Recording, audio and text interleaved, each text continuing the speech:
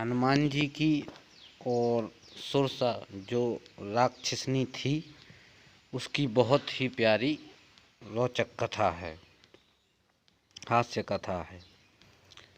तो बात उस समय की है जब हनुमान जी समुद्र पार करके लंका में जा रहे थे। तो समुद्र पार करते समय ये जो राक्षसनी थी बीच समुद्र में प्रकट हो गई।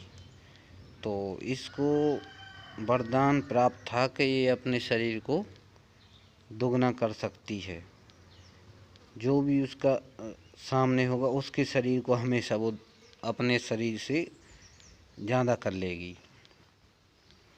तो हनुमान जी गए तो रास्ते में रोक लिया। उसको वरदान था कि वो परछाई को पकड़ लेती थी। हनुमान जी को पकड़ लिया। बोली मैं तुम्हें खाऊंगी। हनुमान जी बोला नहीं, हमें समय नहीं है, हम लंका जा रहे हैं। बोला नहीं, मैं तो खाऊंगी। हनुमान जी ने सोचा कि अब तो भाई इसको जल्दी ख़त्म करना ही पड़ेगा, तभी आगे बढ़ पाएंगे। तो हनुमान जी 1 योजन के हुए तो सुरसा 2 योजन की हो गई। हनुमान जी 2 योजन के, वो 4 योजन की हो गई।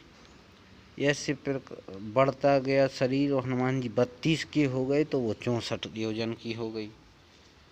तो हनुमान जी ने बोला कि अगर इस काम में लगे रहे तो मैं तो जितना शरीर बड़ा करूँगा उसका ये डबल कर लेगी। तो हनुमान जी ने कहा ऐसे काम चलेगा नहीं, बुद्धि का प्रयोग करना पड़ेगा। हनुमान जी तुरंत छोटे हुए मुंह के अंदर गए, वापस आए।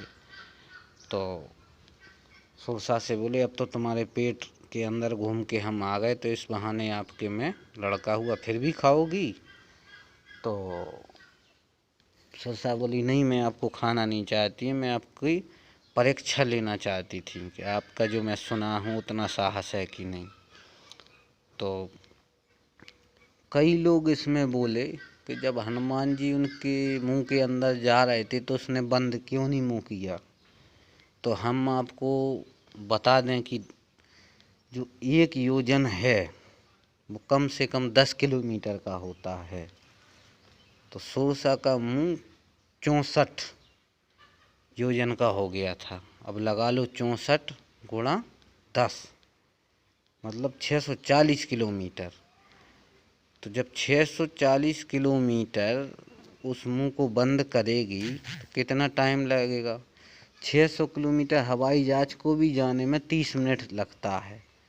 तो ये इतने जल्दी बंद कर लेगी, इसलिए उसने मुंह जल्दी बंद नहीं कर पाया।